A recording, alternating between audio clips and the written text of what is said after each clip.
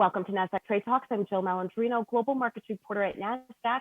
Joining us is Jeff Solomon. He's the Chairman and CEO with Cowen. We're going to learn about the company's COVID-19 messaging response and what it's doing for its employees and communities that they serve. Jeff, it's great to have you with us. Thanks so much for joining us on Trade Talks. First, give us a high-level overview of Cowen.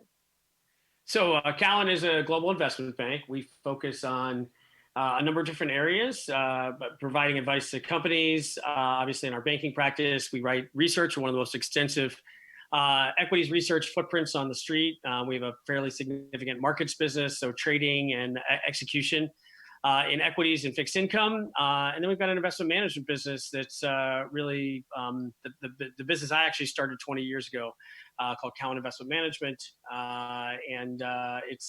It focuses on alternative investment management.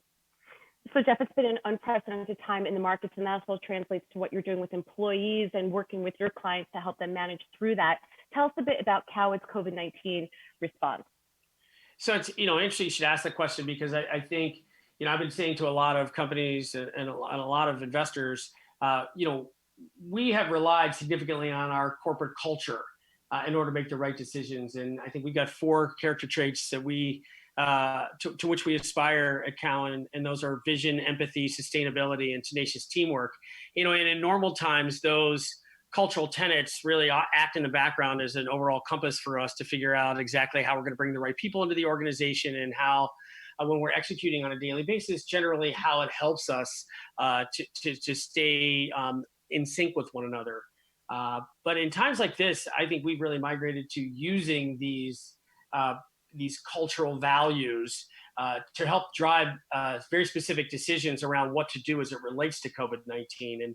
And I think when you look at it collectively, the overarching thing we've had to do is make sure that the health and the well-being of our employees and their families and our clients are well taken care of. And so a lot of the decisions that we've made have been around making sure that that happens. And so we were very early to getting people to work from home, and very early to make sure that they had everything they needed in order to be safe and healthy. All right, Jeff, now moving beyond to the other side of COVID-19, what do you think the environment is going to look like, not only from Cowen's perspective, but when you think about the capital markets?